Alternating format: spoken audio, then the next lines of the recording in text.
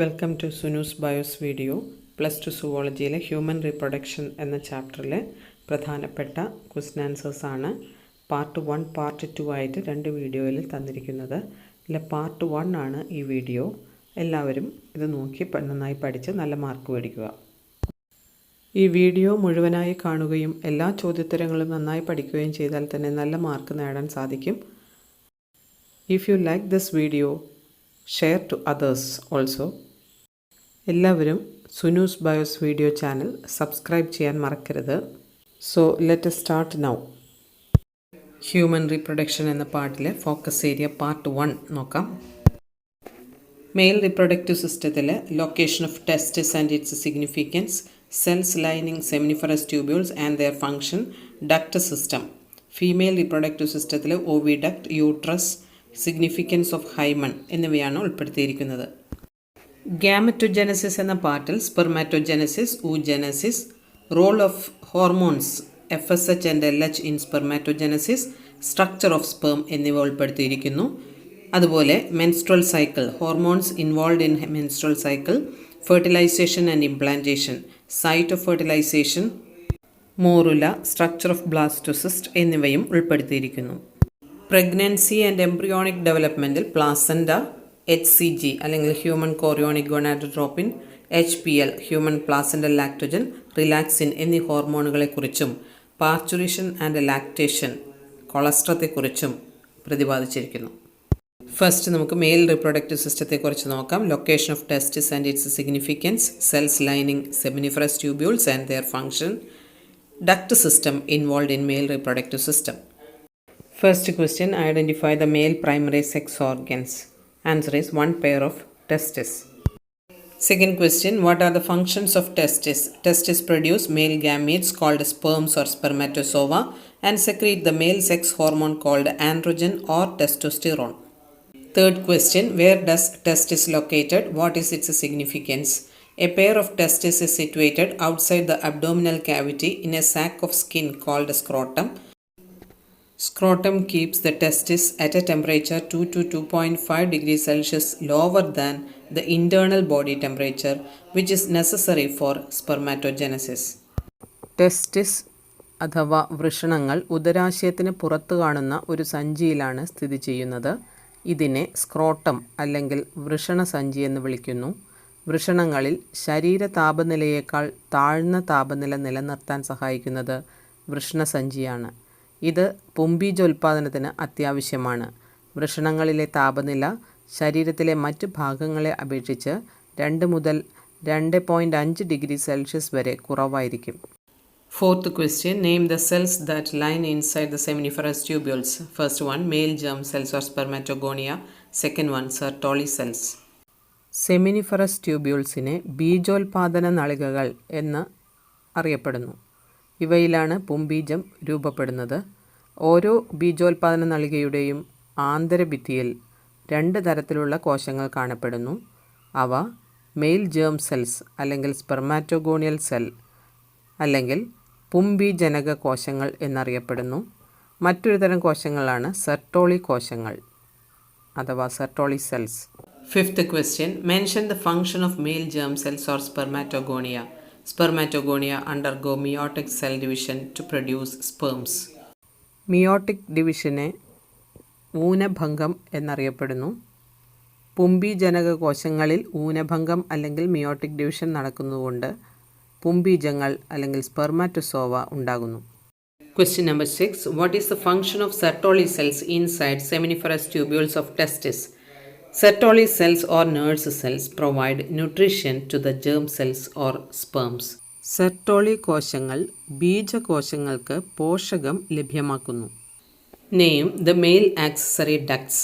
rete, testis, vasa efferentia, epididymis, vas deferens, ejaculatory duct and urethra. ഈ വാക്കുകളുടെ മലയാളം നോക്കിയാലോ. rete testis എന്ന് പറഞ്ഞാൽ വൃഷണജാലിക, വാസ എഫറൻഷ്യ അന്തർഗമന നാളികൾ, എപ്പിഡിഡിമിസ് മലയാളത്തിലും എപ്പിഡിഡിമിസ് എന്ന് തന്നെയാണ് പറയുക, വാസ് ഡെഫറൻസ് ബീജവാഹി, ഇജാക്കുലേറ്ററി ഡക്റ്റ് സ്ഖലനനാളി, യൂറിത്ര മൂത്രനാളി. ഇത്രയുമാണ് ആക്സസറി ഡക്ട്സ് അല്ലെങ്കിൽ അനുബന്ധ നാളികൾ. 8th question. Seminiferous tubules unite to form many tubules which open into irregular tubules called dash. Answer is rete testis. 9th question. Name small tubules leading from rete testis to epididymis. Answer is vasa efferentia. Question number 10a. Name the long and highly convoluted tube located along the posterior surface of testis. B. What is the function of this tube?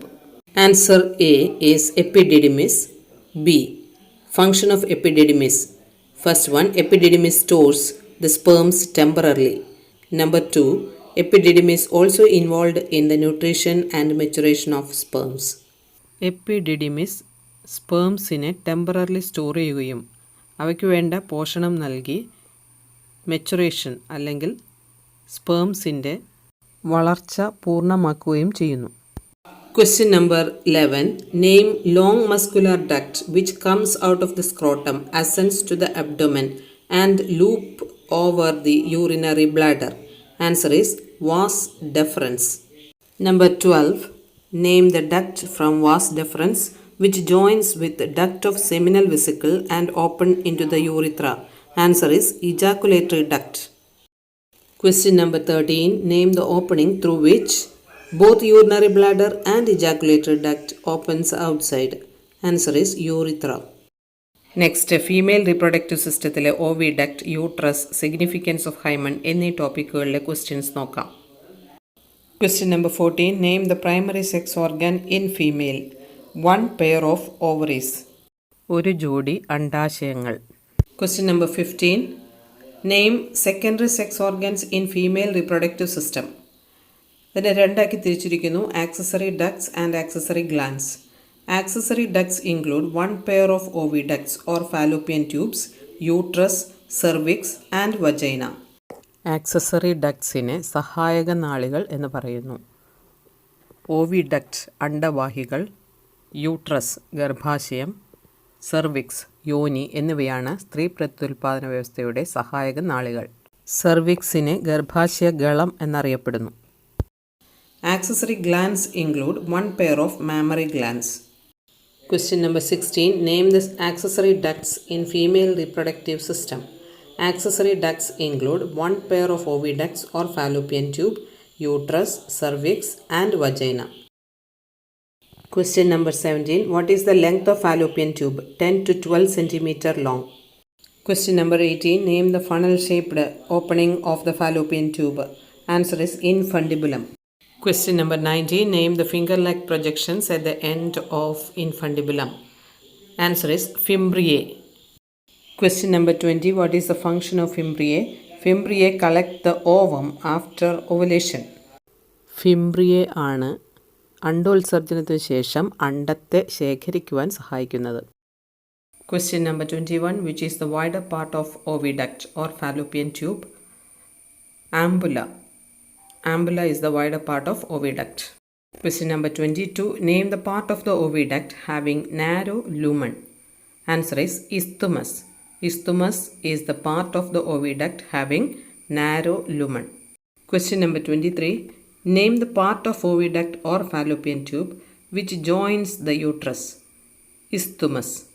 Isthmus is the part of oviduct which joins the uterus. Question number 24. What are the parts of Question number 24. What are the three parts of uterus? 1. Fundus. It is the upper dome-shaped part. 2. Body. Thick-walled expanded portion encloses the uterine cavity. Third one, cervix. Cervix is the narrow part of the uterus which opens into the vagina. The cavity of the cervix is called cervical canal. Along with vagina forms the birth canal. Question number 25. Name 3 layers of uterus. Outer layer is called perimetrium, middle layer is called myometrium and inner layer is called endometrium. There are 3 layers of uterus: perimetrium, myometrium and endometrium. Question number 26. Identify the following layers of uterine wall. First one, middle thick layer of smooth muscle fibers which connect strongly during delivery of the baby. Answer is myometrium. Number 2, outer covering of uterus wall. Perimetrium. 3, inner layer that contains glands and many blood vessels which undergoes cyclic changes during menstrual cycle. Endometrium. Question number 27. What are the functions of vagina? It receives semen from the male during mating. It allows menstrual flow. Vagina serves as birth canal during parturition. Question number 28. Name the external genitalia in the female reproductive system. Answer is vulva. Question number 29. Arrange the following terms into 2 columns with suitable headings. Infundibulum, fallopian tube, seminiferous tubules, sertoli cells, vagina, cervix, epididymis, prostate gland. ഇവയെ തരംതിരിച്ച് suitable headingsൽ എഴുതുക. The given terms included under male reproductive system and female reproductive system. So headings will be male reproductive system and female reproductive system. Male reproductive system contains seminiferous tubules, sertoli cells, epididymis and prostate gland. Female reproductive system includes infundibulum, fallopian tube, vagina and cervix. Next, gametogenesis എന്ന ടോപ്പിക്കിൽ നിന്നുള്ള ചോദ്യങ്ങളാണ്. Spermatogenesis, oogenesisൽ നിന്നും. അതുപോലെ roles of hormones of FSH and LH in spermatogenesis, structure of sperm, ഈ ടോപ്പിക്കുകളെ ആസ്പദമാക്കിയുള്ള questions ആണ് അടുത്ത് വരുന്നത്. Question number 29. The following statements compare the process of oogenesis and spermatogenesis. Which one is not true? അതായത് wrong statement ഏത്? A. Production of ovum ceases at certain age, but sperm production continues even in old men. B. Oogenesis begins in the embryonic stages, but spermatogenesis starts at the onset of puberty. C. Meiotic arrest occurs both in oogenesis and spermatogenesis. D. Polar bodies are formed in oogenesis. Answer നോക്കാം. Which is the wrong statement എന്നാണ് ചോദിച്ചിരിക്കുന്നത്. തെറ്റായ statement. C is the wrong statement. Meiotic arrest occurs both in oogenesis and spermatogenesis എന്നുള്ളത് തെറ്റാണ്. oogenesisൽ മാത്രമാണ് meiotic arrest നടക്കുകയുള്ളൂ. Question number 30. Given are the diagram of human spermatogenesis and oogenesis. Study them and answer the following questions. Observe the 2 diagrams given here in detail. Look at the labelings. A. Spermatogonium given. B, C, D, E, F, G. Question A. Label B, C, D, E, F and G. Answer A. B. Primary spermatocyte. C. Secondary spermatocyte. D. Spermatid. E. First polar body. F. Secondary oocyte. G. Second polar body. Question B. Write the number of chromosome from A to G. A. 46, B. 46, C. 23, D. 23, E. 23, F. 23 and G. 23 chromosomes. Question number 31. At what stage of life is oogenesis initiated in a human female? When does the oocyte complete oogenesis? Oogenesis starts early in the embryonic stages. Oocyte completes oogenesis at the formation of ovum. Question number 32. During oogenesis in human female, a primary oocyte produces 4 haploid cells. Out of these 4 haploid cells, only one is used in reproduction. Then, A. What is the fate of the haploid cell used in reproduction? B. What happens to the other 3 haploid cells? C. What is the significance of this type of meiotic division during oogenesis? 3 parts ഉണ്ട് ക്വസ്റ്റ്യൻസിന്. Answer four A നോക്കാം. What is the fate of the haploid cell used in reproduction? It develops into ovum. Answer is develops into ovum. Haploid cell developed into ovum. What happens to the other 3 haploid cells? They degenerate. Other 3 haploid cells degenerate. C. What is the significance of this type of meiotic division during oogenesis? Reduces chromosome number. oogenesisൽ reduction division നടക്കുന്നതിനാൽ meiotic division നടക്കുന്നതിനാൽ chromosome number പകുതിയായി കുറയുന്നു. Ovum 23 chromosome മാത്രമേ ഉള്ളൂ. Question number 33.